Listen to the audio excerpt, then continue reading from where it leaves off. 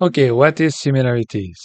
Once upon a time, 7 years ago, I was looking at a price chart and I saw a pattern forming in this window.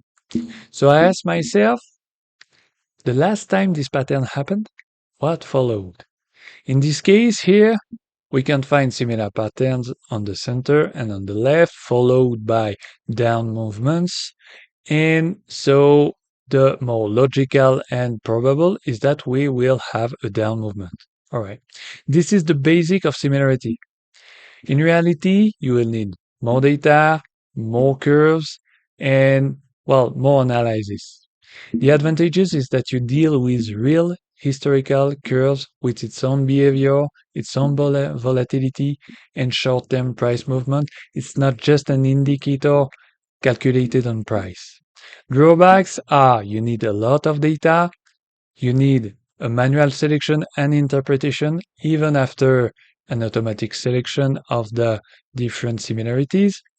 And lastly, it's just an indicator, not a crystal ball. Okay, similarities, we find some example of similarities here and there, usually used to illustrate a thesis. Um, Usually it tickles me a bit because people use different values, sometimes not the same scales, sometimes they are not even similar. In these two examples, I don't find that the curves are really similar, and the one on the left is not even the same scale. The two curves are not even on the same scale. All right, to do a good similar analysis, first you have to put the curves on a same relative scale, all right, in percent.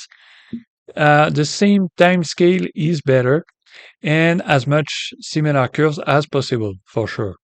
And lastly, the same instrument is largely better. Okay, it can be effective. This is last week analysis, and it's quite representative for what I usually have. After analyzing and interpreting the results, I draw these lines on a TradingView graph so I can have a memory of my indications. So in blue, you have a medium term in the indication that is going quite okay. In orange, you have a short term indication, which is not really synchronized, but the pattern was right, up and down and up. Okay, to turn that to real profits, uh, you need to be a trader. It's not a trading method, it's just an indicator. So let's be clear on that. Okay, what is the workflow of an analysis? First, choosing the analysis window. All right, this is quite important. It influences the results. It's quite subjective. And you have to include what you think is the most representative of the curve. You launch the analysis and then you sort manually and interpret the results. Just a little parenthesis on the automatic selection of the curve. If you use an algorithm, don't use a correlation coefficient. And generally in finance, don't use a correlation coefficient, with price data at least. Okay, it's been some years that I've been developing this method. All right, this is my software. Okay, I just put in, select the value, put in the analysis window, the amount of curve that I want, and the amount of future that I want.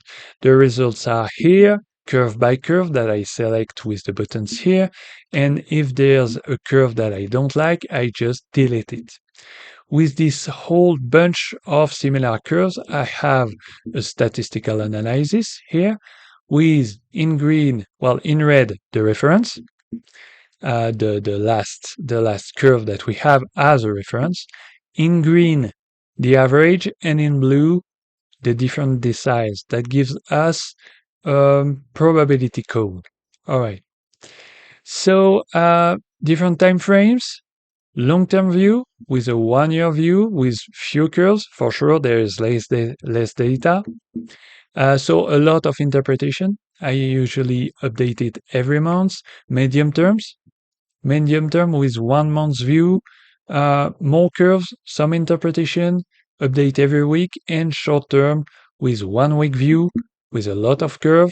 And I just use a statistical interpretation because I cannot go into each curve each time. It's too much time consuming.